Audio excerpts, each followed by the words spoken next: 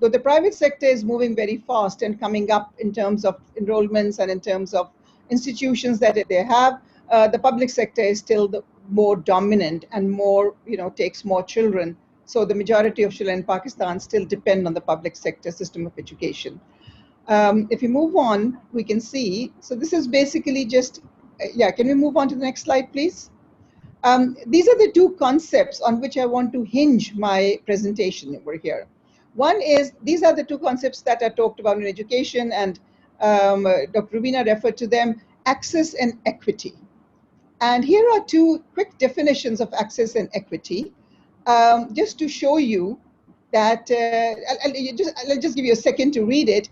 These are basically things that you're familiar with. Access to education talks about enrollment, about regular attendance, and so on. And equity talks about being just and fair, reducing disparities based on gender, ethnicity, language, and so on and so forth. If you move on, we can see that access was earlier on access, the usual definition in terms of enrollment, out of school children. Now, during the during the COVID period, it has added another meaning. Now we are talking about access to technology. Now we are talking about access to knowledge via technology, access to education via technology. If you move on and see, there's also, I love this, I'm sure most of you are familiar with it, but I think it helps me to see the difference between equality and equity. We see here equality, everybody's got the same resources, but despite that, somebody who's disadvantaged is unable to see the match, whereas over here, all three of them, they're the same resources, but the way they've been given is to ensure that all kids can actually reach the same level over here to see the match.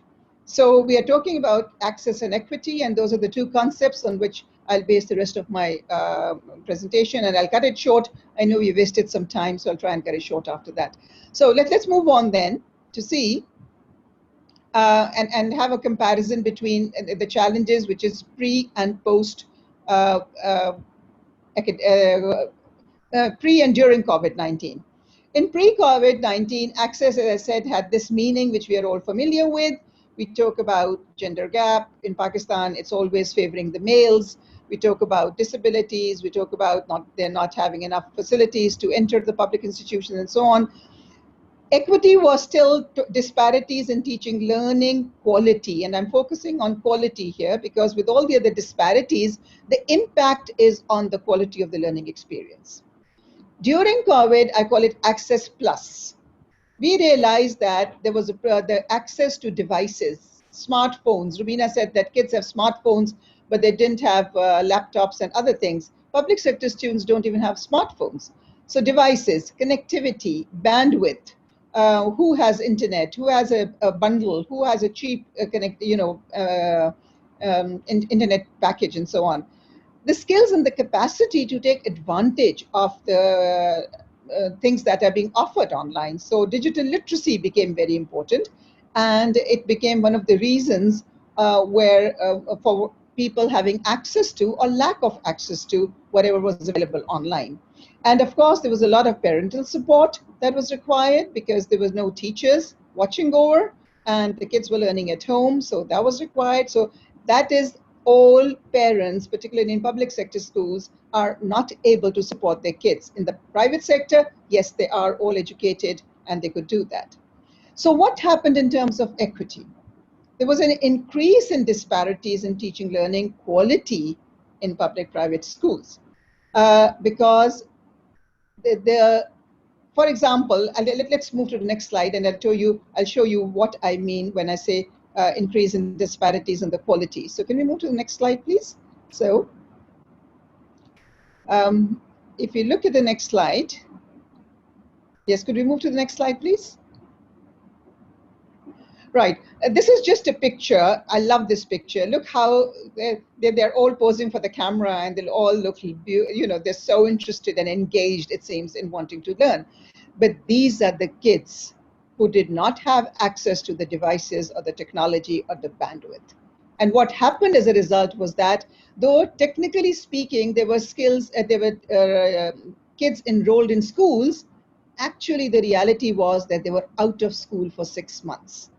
Our schools are reopening on the 15th of September, and the lockdown began on 1st of March, and the schools were closed. So the children who are shown in reports as being in school were technically out of school for all this time because they did not have access to technology.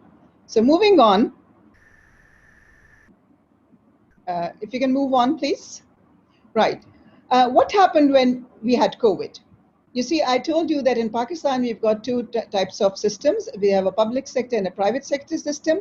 The private sector immediately gave a response for continuity of students' learning. They started remote teaching. They started, if children didn't have access to things in different places, or the students didn't have access, they would go and provide them. For example, the Arkan University, they went to students' home in Gilgit and the remote areas, and the material was delivered to them, devices were delivered to them, and so on. There was more parental involvement, as I said earlier on, educated parents, sending children to private education schools could help. There was faculty development, which was mandatory. There were webinars, and there was a lot of preparation, and almost on a war footing. Everybody was working on war footing. The aim was that the students' learning should not be stopped, and so they were able to actually do a lot for the students during the time of COVID. Compared to that, the next slide, please, tells us about the response of the public sector. And unfortunately, as I said, the majority of the students in Pakistan still use the public sector schooling system and institutions. The government gave a delayed response. So for 3 or 4 months, they kind of sat down and figured out what to do. Finally, when the response came, for example, in the form of what's called teleschools, learning through the TV programs, there was partnering with the private sector, with the NGOs, and quickly they got together some material.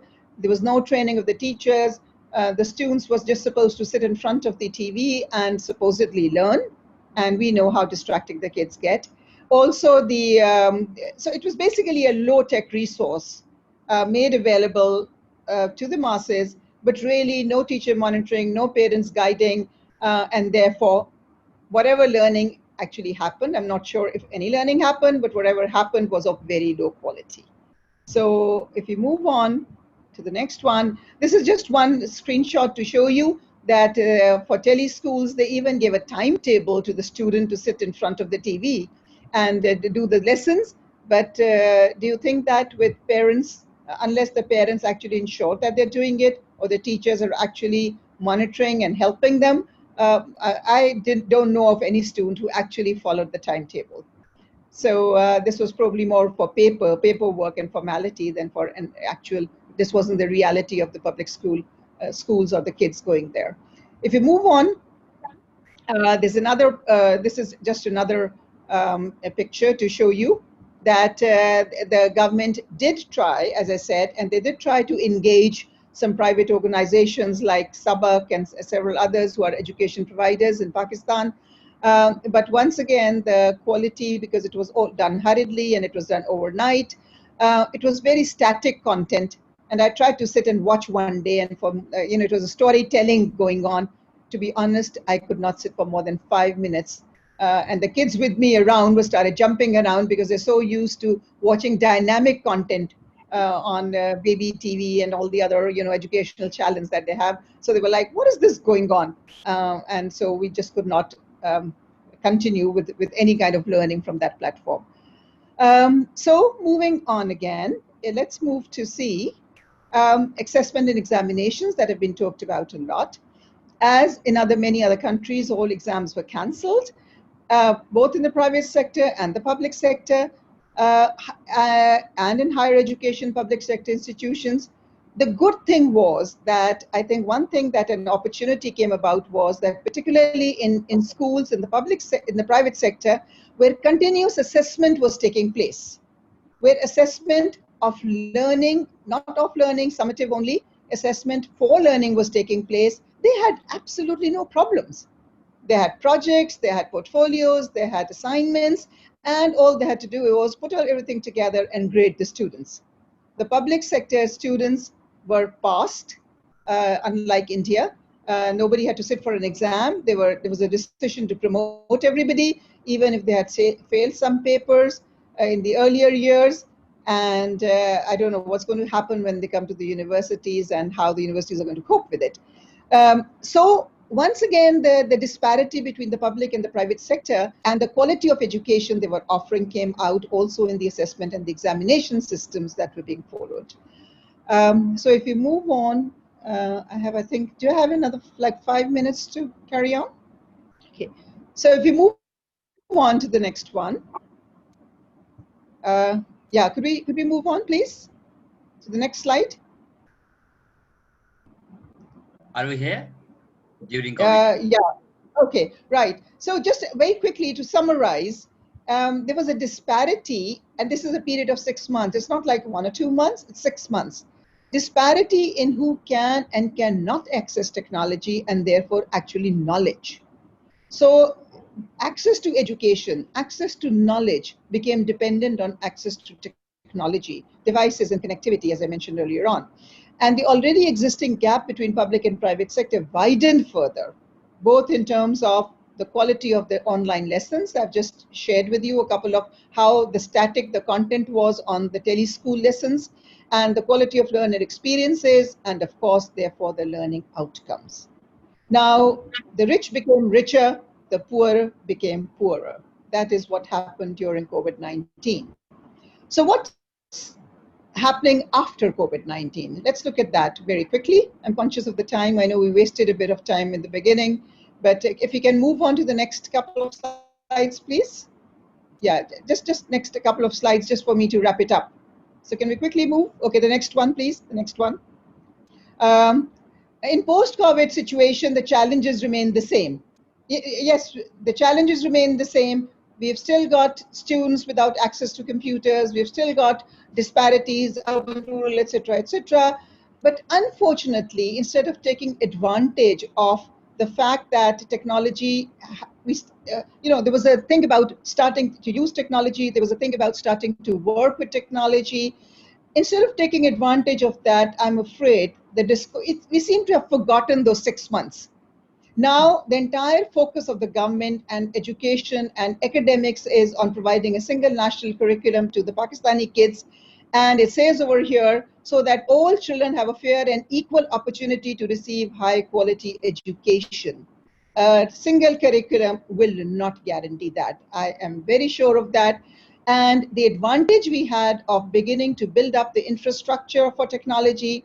Can we move to the next one so I can just wrap up with that slide, please? One sentence. Continuation of use of technology, development of infrastructure, improving the content of online lessons. We've kind of all dumped it. And the last 6 months is history now. Nobody wants to talk about it. They're all talking about the single national curriculum. Whereas I think as an academic, the only way now to move forward is to improve access to technology, develop digital literacy skills, and so that the students can access knowledge anywhere, anytime, any disaster situation, any place, remote areas, or whatever. So I think that's the future of education in Pakistan and probably everywhere else, because we're in such an interconnected world and knowledge is available at the fingertips if you have access to technology. And you can also then lead to equity, because rather than think about giving a single syllabus to everybody and saying this will lead to equality. So I'll rest my case there. And if we can just show the last slide, I've got that just references for people. Can we just go to the last slide? Yeah, these are just the references in the web links I've used. Totally, and I'm sure we'll have these references on the webinar and the website.